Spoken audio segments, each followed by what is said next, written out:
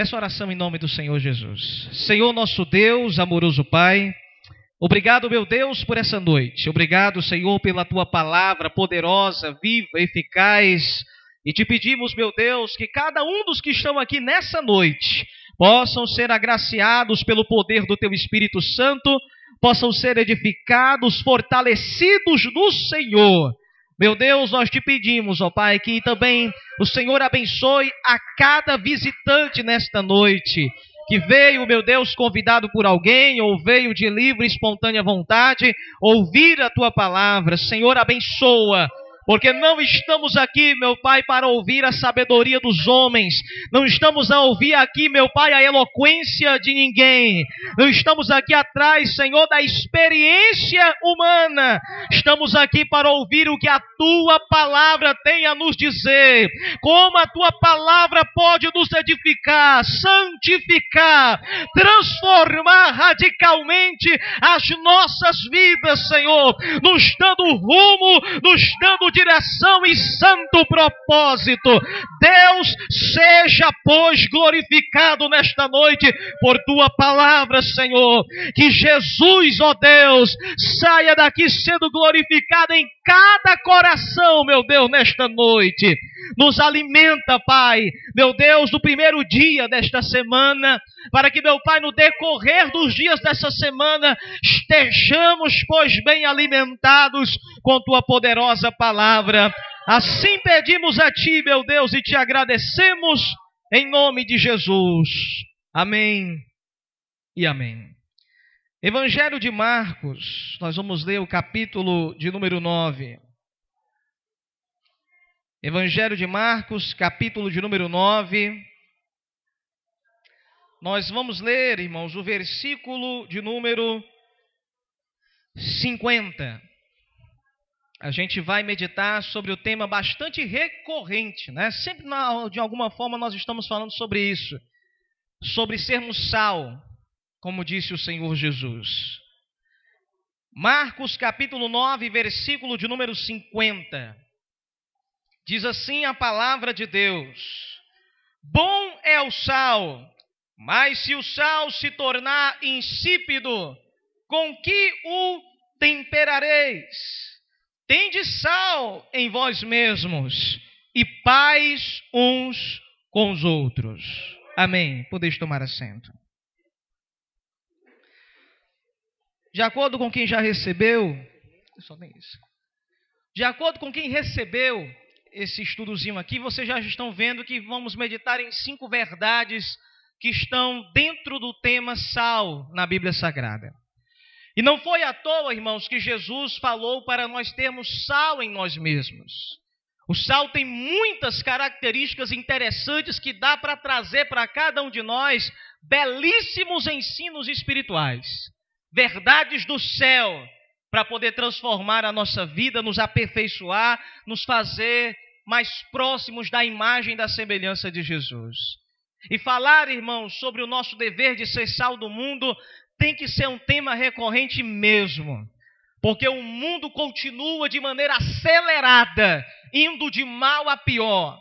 Como diz a palavra do Senhor, os homens se destruindo e destruindo os outros. Meus irmãos, os tempos, como diz o apóstolo Paulo na carta a Timóteo, são tempos de apostasia e são tempos extremamente difíceis.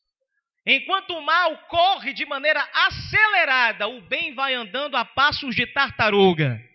Enquanto os soldados, irmãos das trevas, estão cada dia que passa se arquitetando mais, se organizando mais em seus planos infernais para destruir vidas, a igreja ainda tem andado de maneira extremamente tímida para poder ir contra as trevas. E quando não, a igreja muitas vezes, eu digo no sentido geral de igreja, perde tempo preocupando-se com problemas que não são primários, que não são importantes para a vida espiritual. Meus amados irmãos, Jesus ele falou, tende sal em vós mesmos. O que ele quer dizer com isso? As verdades espirituais que nós vamos aqui hoje meditar sobre o símbolo do sal à luz da Bíblia, devem primeiro se aplicar na nossa vida, para depois nós influenciarmos o mundo lá fora. Eu quero dizer para você que talvez você que veio aqui essa noite, você não é crente em Jesus, mas é simpatizante do Evangelho, ouve a palavra de Deus. Eu quero dizer para você que ainda existe um povo remanescente, um povo fiel que prega o Evangelho como ele é. Nós defendemos que todos nós aqui, pela nossa consciência, nós devemos fazer parte deste povo que é a verdadeira igreja do Senhor Jesus Cristo. Nós estamos aqui não é para nos envolvermos com a política desse mundo, nós não estamos aqui para construirmos templos e mega palácios para poder divulgar o nome de um homem, o nome de uma placa, o nome de uma denominação. Nós estamos aqui como povo de Jesus para pregar o evangelho simples, mas é o evangelho poderoso que nos arrancou das garras do pecado e nos fez herdeiros do céu. O evangelho, amado ouvinte, que nós pregamos aqui é o evangelho da cruz, que diz aqui para você, onde você vai chegar aqui, você não vai ter alguém passando a mão na sua cabeça, dizendo que você é mais do que vencedor, ou que todos os seus problemas vão ser resolvidos, ou que você tem que ser determinado na vida para conquistar os seus objetivos. Não! A mensagem do evangelho não é essa mensagem para massagear o seu ego, massagear seu orgulho, para você sair daqui se sentindo um pouco melhor. Irmãos, o evangelho que nós pregamos é o evangelho que Jesus disse, que aquele que quiser me seguir, tome sua cruz. Ele fala dizendo também, aquele que quiser ser meu discípulo, renuncie a si mesmo, negue as suas vontades, negue o seu eu e tome Jesus como o Senhor da tua história. Aleluia! O evangelho que nós pregamos então é o evangelho do sal. É o evangelho que vem para poder ser radical nas nossas vidas. A palavra radical vem de origem grega, que quer dizer que vem da raiz.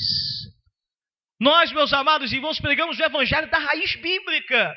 Um evangelho puro, não misturado, para mostrar a você o caminho certo para Deus. Então, começando a nós entrarmos aqui nesse texto, eu queria que você andasse comigo nessas passagens bíblicas para a gente poder entender coisas fundamentais acerca do símbolo do sal à luz da Bíblia.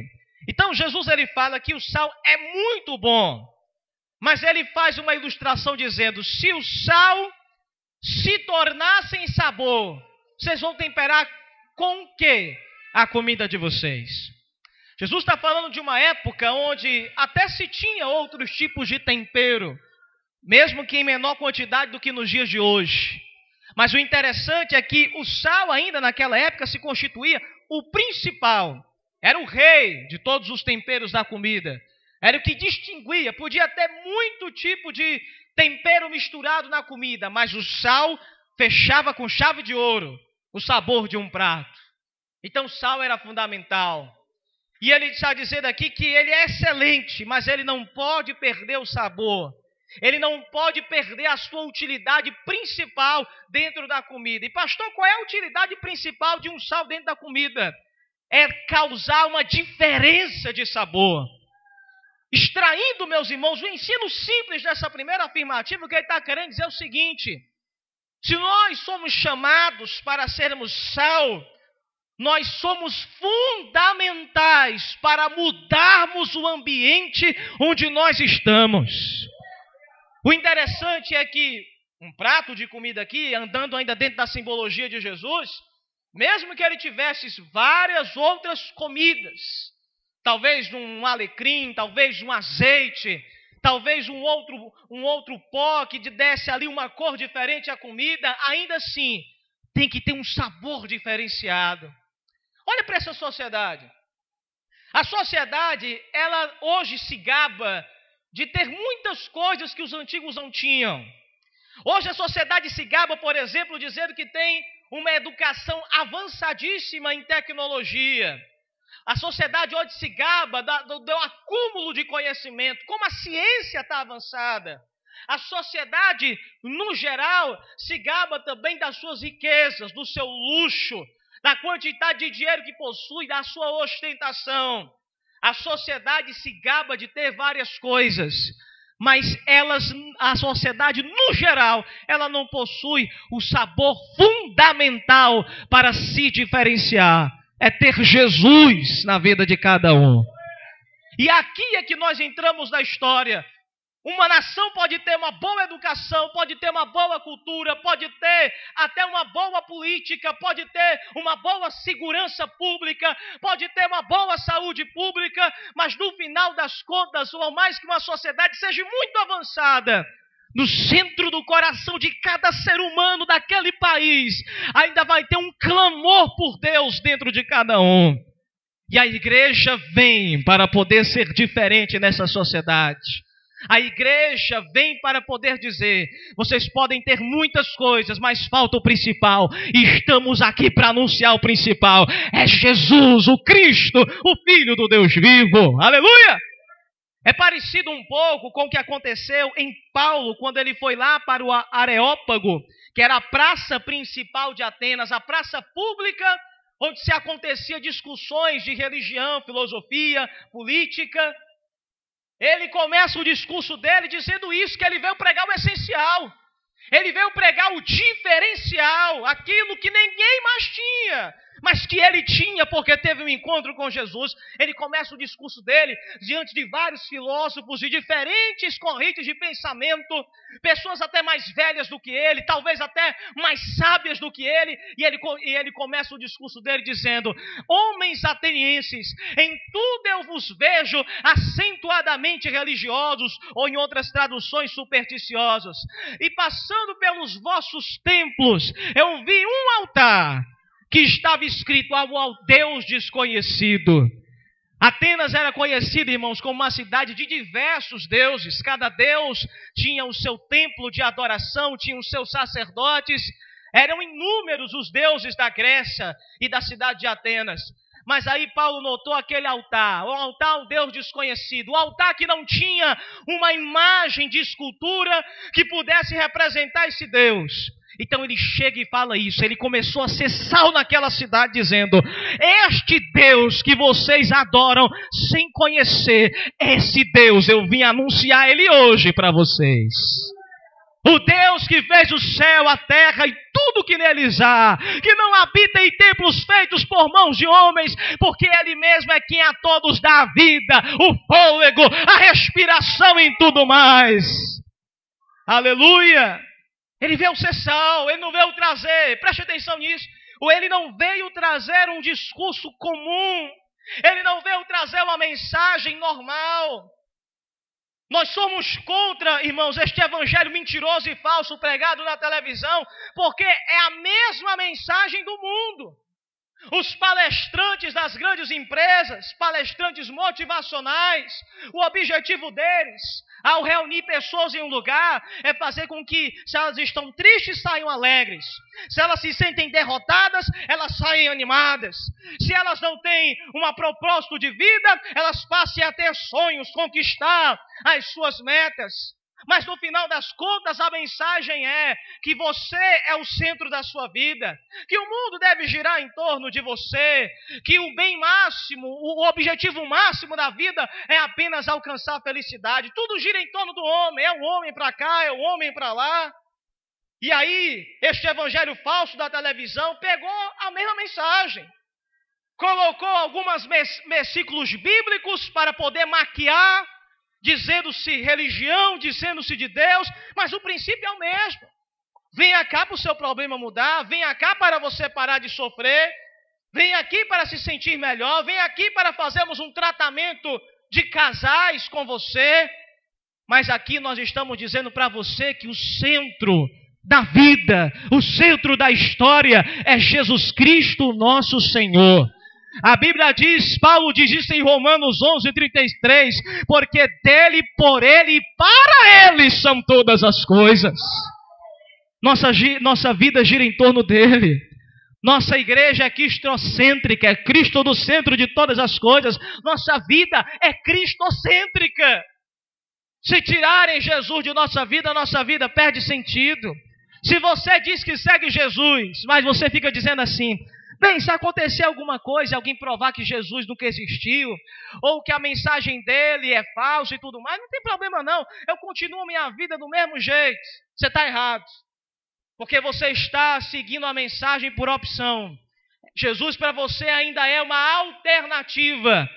Para Paulo, Jesus não era uma alternativa. Para Paulo, Jesus era absolutamente tudo. É por isso que ele diz lá em Filipenses no capítulo 1, porque para mim o viver é Cristo e o morrer é lucro. Cristo é o centro da sua vida. Meus amados irmãos, a nossa mensagem se diferencia do sal por causa disso. É diferente mesmo. Não há nenhuma outra mensagem nesse mundo, seja mensagem motivacional ou seja mensagem religiosa, que se compare à glória de Cristo.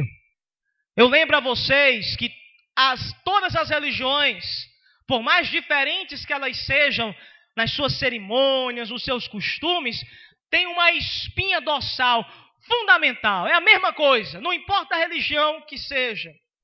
O fundamental de todas as religiões se resume no seguinte: faça os sacrifícios que nós mandamos, é o que as religiões dizem. Percorram esse caminho que nós vamos apontar para vocês. Se esforce e você vai conseguir a sua salvação, ou a sua realização, ou o seu aperfeiçoamento. A mensagem de todas as religiões se resume nisso.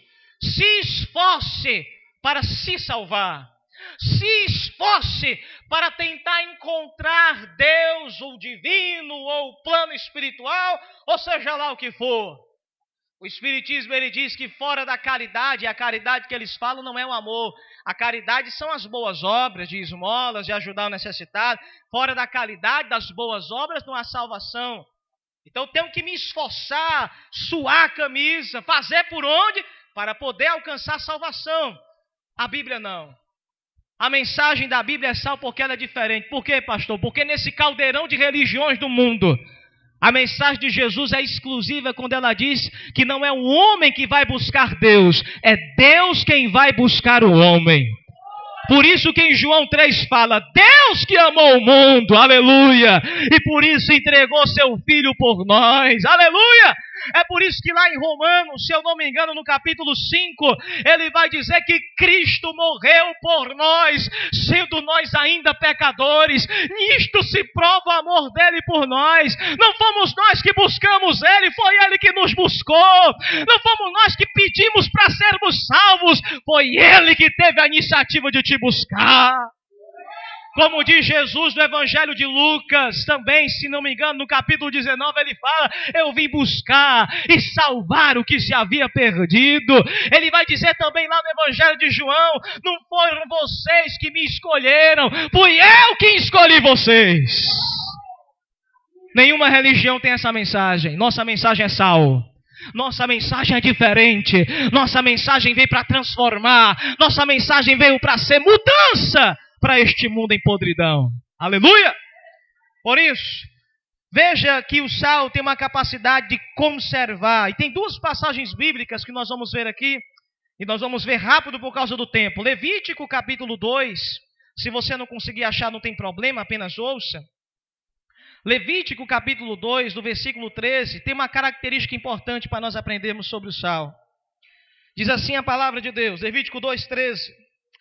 E todas as tuas ofertas dos teus alimentos temperarás com sal, e não deixarás faltar a tua oferta de alimentos, o sal da aliança do teu Deus. Em todas as tuas ofertas oferecerás sal. Por que, pastor? Deus diz que nas ofertas que os judeus prestavam a ele no Antigo Testamento, tinha que ter sal em cada oferta. Simples. Não havia método melhor de conservação de alimentos do que colocar sal no alimento. O sal evitava a podridão, o apodrecimento da oferta. Então pense comigo que Deus queria que a oferta, o sentimento da oferta ao ser trazida ao altar pelo servo de Deus, não fosse algo que passasse rapidamente. Ele dizia, jogue sal nessa oferta, para que você não esqueça rapidamente do sentimento com o qual você me ofertou. Meus amados irmãos, vamos ver agora Números 18, 19. Você está em Levítico, o próximo livro é em Números. E veja uma outra passagem interessante, Números 18, 19.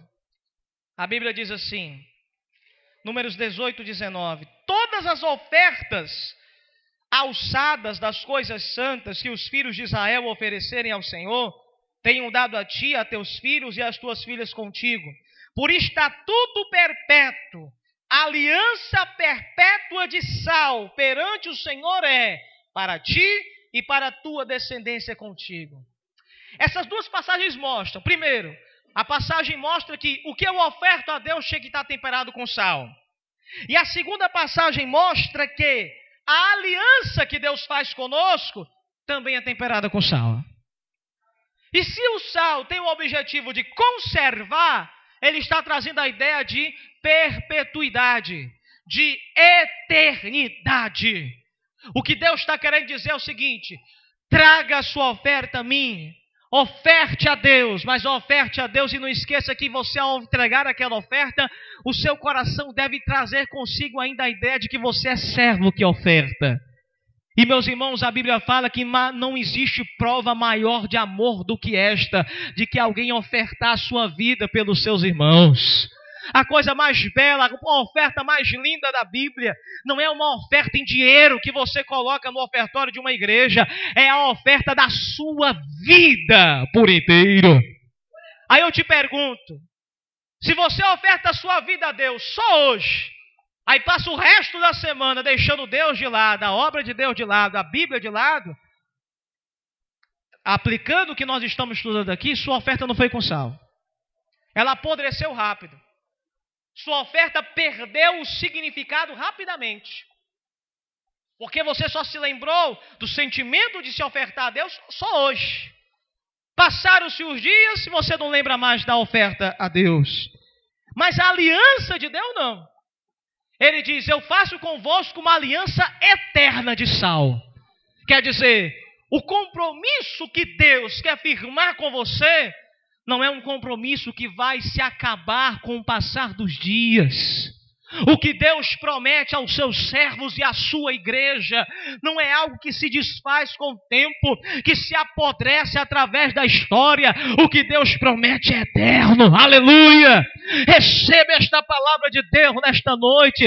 Deus tem um compromisso contigo que não se acaba. Mas a pergunta volta, você tem um compromisso com Deus que também não se acaba? Ou você faz promessas temporárias para Deus? Ou você toma decisões meramente passageiras, dizendo que vai fazer aquilo e depois volta logo atrás? O sal devia estar na oferta do servo e o sal estava na aliança de Deus com o seu povo. Guarde esta primeira questão. A segunda questão que nós queremos ver é que o sal também, como estava no cristão, e ele está para influenciar, vamos ver em Efésios, capítulo 5, versículo 11. Efésios, no Novo Testamento, capítulo 5, versículo 11. A Bíblia diz assim, e não comuniqueis com as obras infrutuosas das trevas, mas antes condenai-as. Eu quero ler também o versículo 13, porque acaba complementando bem. Diz assim, mas todas essas coisas se manifestam sendo condenadas pela luz, porque a luz tudo manifesta. Se nós temos sal, e Jesus diz que nós deveríamos ter sal em nós mesmos, para poder influenciar, e o sal tem como a característica conservar para evitar o apodrecimento, a igreja está nesse mundo para poder evitar o apodrecimento rápido dessa terra. Eu fico pensando o seguinte, se o mundo está como está, tendo o povo de Cristo na terra, imagine se não houvesse a igreja de Jesus na terra, como essa sociedade estaria. Se a pornografia, a corrupção, a desonestidade, a violência, a destruição das famílias está no nível que está, estando o povo de Deus pisando nesse chão, se não tivesse ninguém pregando contra isso? E se a igreja não estivesse resgatando vidas deste mundo cruel como ela está fazendo ainda, como essa sociedade estaria? Você já parou para pensar sobre isso? Basta dar uma olhada rápida, irmãos, nos países onde o evangelho é menos pregado.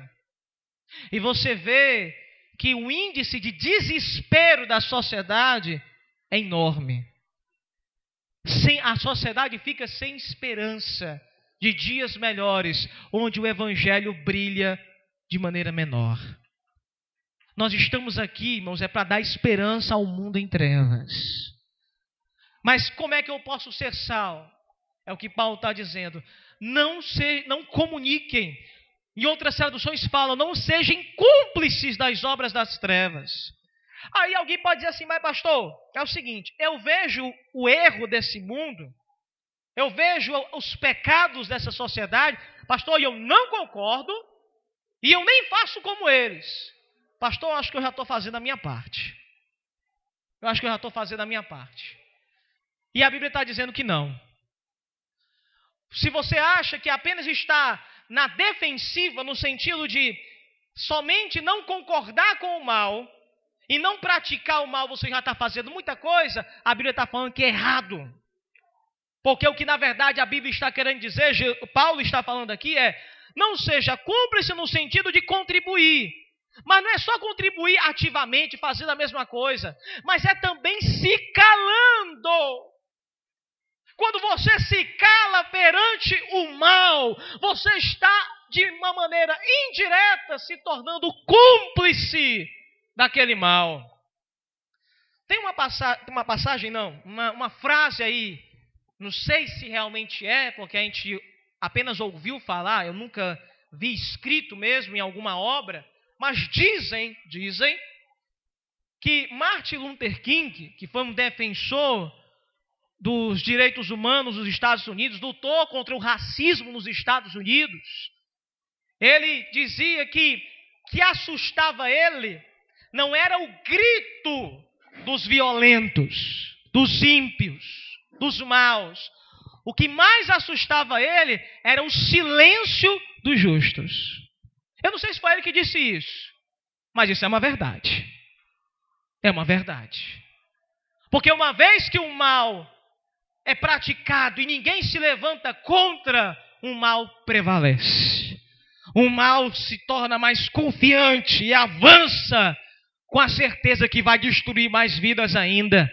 Alguém pode dizer, mas pastor, eu sou uma gotinha no oceano, pastor, eu sou que nem aquele passarinho lá daquela história da floresta que estava se incendiando, o beija-flor pequenininho que pegava um pouquinho de água do rio e jogava 2, 3 gotinhas na fogueira. E não acontecia nada, e o pessoal reclamava dizendo, tu acha que tu está fazendo alguma coisa? Aí o beija-flor dizia, olha, eu não sei se está adiantando muito, mas eu pelo menos estou fazendo a minha parte. Eu fico lembrando de João Batista, irmão, o profeta. A Bíblia fala que foi um dos ministérios mais humildes e mais sozinhos, mais solitários que houve na Bíblia. Ele chegava no Rio Jordão e pregava sozinho no meio do deserto do Rio Jordão. E de repente Deus trazia uma multidão para ouvi-lo.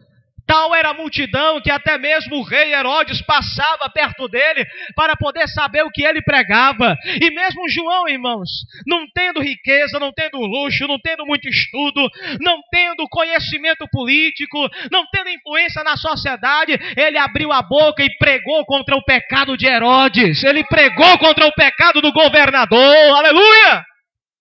E ele dizia, não é lícito você tomar a mulher de teu irmão, adúltero.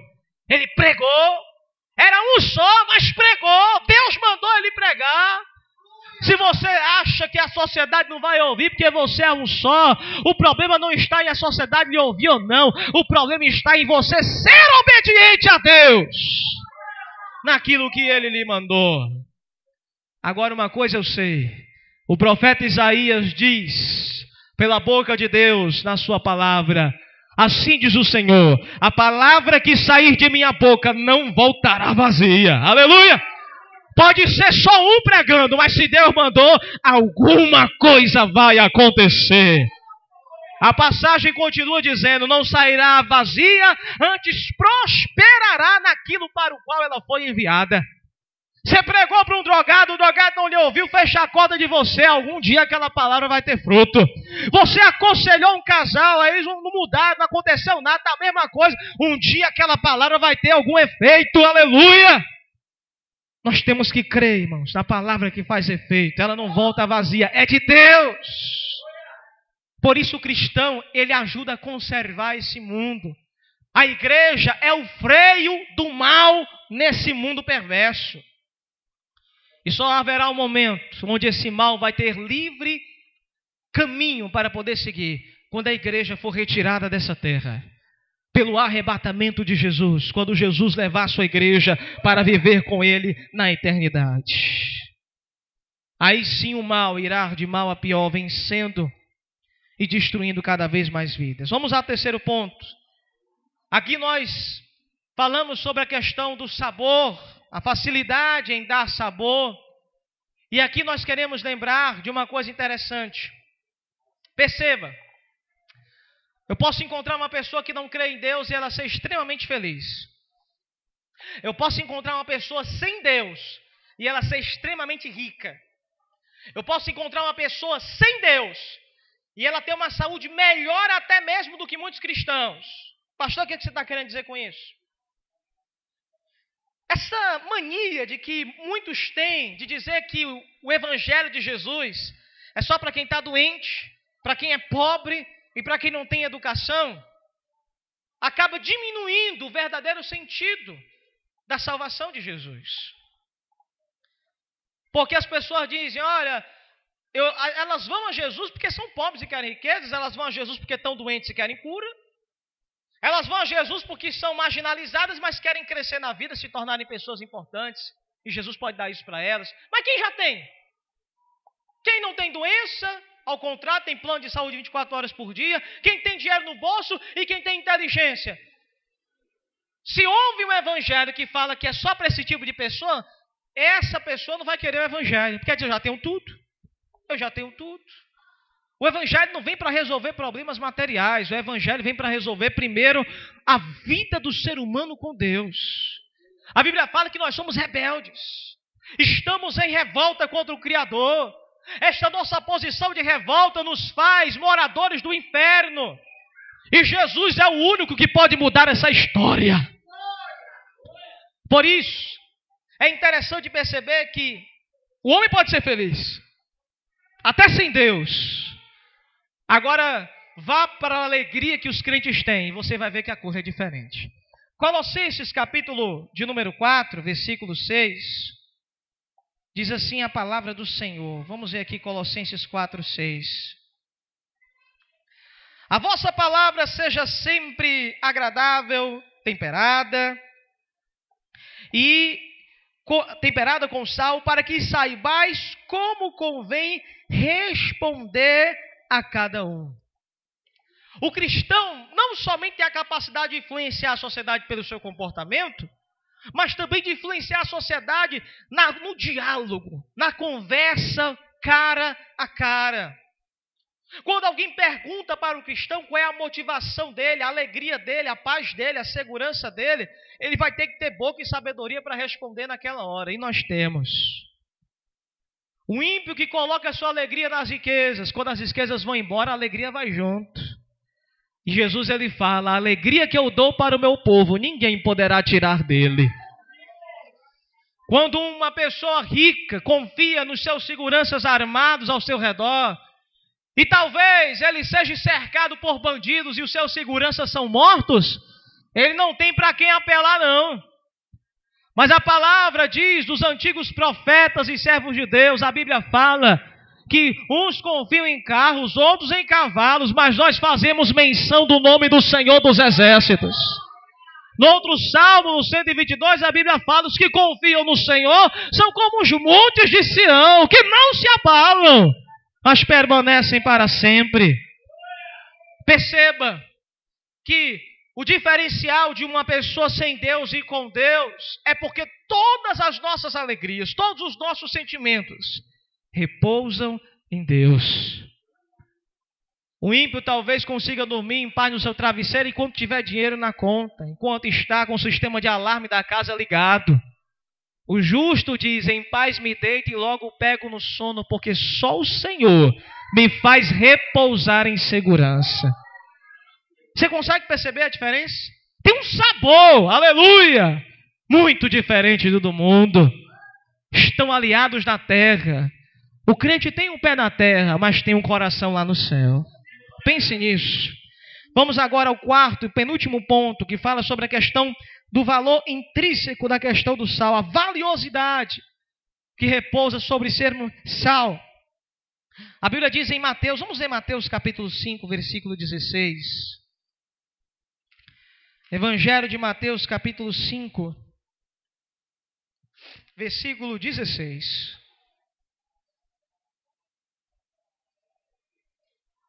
Diz assim: assim resplandeça a vossa luz diante dos homens, para que vejam as vossas boas obras e glorifiquem a vosso Pai que está nos céus. O intuito maior de sermos diferentes deste mundo, no nosso comportamento e no que nós sentimos e naquilo que nós falamos, é somente glorificar a Deus. É atrair as pessoas a Deus. Eu tenho pena, irmãos, de muitas pessoas que o sentido da vida delas é o seu líder religioso. Porque no dia que esse líder religioso cair e tombar, elas caem junto com ele. Eu tenho muita pena daqueles que fazem do sentido da sua vida um outro ser humano igual a ela. Porque a decepção vem, e vem ligeiro. Nós não estamos aqui, o pastor não está na igreja, os irmãos não estão aqui na igreja para atrair as outras pessoas, para que aqui nós venhamos aqui ter isso, uma pessoa, um pastor, um líder, uma igreja como centro da nossa vida para servir a Deus. Nós estamos aqui para colocar Jesus no seu devido lugar. Jesus tem que estar no centro da sua vida. Ele é a razão do seu viver. É Ele que diz como tem que ser seu casamento. É Ele que diz como é que tem que ser o seu comportamento. Como tem que ser a sua vida. É Ele que te dá a direção em tudo. Estamos aqui para glorificar a Ele. Você vai sair desse culto e você não vai lembrar do pastor Diego. Você não vai lembrar das irmãs que louvaram. Você vai lembrar da palavra de Jesus que foi ministrada nessa noite. Daquilo que Ele disse para você no seu coração nessa noite. E para nós encerrarmos o nosso último ponto, o sal também serve para poder purificar. Além de ele conservar da podridão, ele serve para limpar também. Limpar. Eu digo para vocês uma coisa interessante. Vamos primeiro então ler uma passagem bíblica aqui em 2 Timóteo, capítulo 2, versículo 21. 2 Timóteo 2, 21, a Bíblia diz assim: de sorte que se alguém se purificar destas coisas, será vaso para a honra, santificado e preparado para o uso do Senhor, e preparado para toda a boa obra. Tendo Cristo em nós, nós somos purificados do mal. E uma vez purificados do mal, somos preparados para fazer a obra de Deus. Que é justo, que consiste nisso. Ajudar outros a se purificarem dos seus pecados ao encontrarem-se com Jesus de Nazaré. O dever da igreja é levar o pecador a ter um encontro com Jesus. É só isso. A igreja é representada no milagre do paralítico, deitado em uma cama e que foi levado pelos seus 4 amigos. Foi içado por cima de um telhado para ser colocado bem de frente a Jesus. E a Bíblia diz, e Jesus vendo a fé deles. Deles quem? Dos amigos do paralítico, que fizeram todo um esforço diferenciado para colocar aquele paralítico aos pés de Jesus para ele receber a cura. Eu encerro essa mensagem dizendo uma coisa para nós, igreja. Nós estamos aqui nos purificando. O Senhor nos purificou com o sal da sua palavra para ajudarmos outros a se purificarem. Nós não somos purificados para ficarmos sentados em um sofá. Nós não somos purificados para ficarmos nos escondendo dos outros, escondendo a nossa fé, tendo vergonha do Evangelho. Nós não fomos purificados para passarmos dias, até meses, sem fazermos nada de concreto para Deus. Porque tudo na nossa vida material sempre tem algo concreto. Eu quero uma casa nova, eu quero um carro novo, eu quero um colégio bom, eu quero uma roupa nova, eu quero um celular novo. Mas quando passamos para os valores espirituais, muita gente sonha e não sabe exatamente o que quer. O que você quer fazer para Deus no mês de agosto, antes que ele acabe? O que você quer fazer agora no mês de setembro? Não sei, pastor. O espiritual não sabe, mas o material sabe. Mês que vem eu vou ter mais limite no cartão de crédito para comprar aquilo que eu estou planejando há tanto tempo. Parem para pensar sobre isso, igreja. Valores materiais são muito bem definidos e concretos na nossa vida. Os espirituais é uma coisa embaçada, tudo eu não sei. Eu não tenho meta, eu não tenho quem visitar, eu não tenho uma alma pela qual orar, eu não tenho uma oração para poder fazer a Deus. Eu vou empurrando a vida espiritual com a barriga de qualquer jeito. O que der, deu, o que não der, não deu. Não, irmãos, não é assim não. Preparados para a obra do Senhor, foi para isso que Ele nos purificou. Nós somos sal. E esse sal tem que ser jogado em algum lugar. Tem que estar em algum lugar para se diferenciar, para conservar, para purificar, para dar um sabor diferente. Assuma a sua missão de sal nessa noite em nome de Jesus. Não admita estar em algum lugar, seja na tua família, seja na tua escola, seja no teu trabalho, seja na tua vizinhança. Não admita passar despercebido. Tenha como por objetivo fazer com que todos saibam que Jesus brilha na tua vida. Tenha meta, tenha essa meta. Crie essa meta na tua alma. O Senhor será contigo. Porque o objetivo é glorificar o Filho dele, para que o Pai seja glorificado do Filho. Vamos ficar de pé em nome de Jesus. Vamos orar a Deus.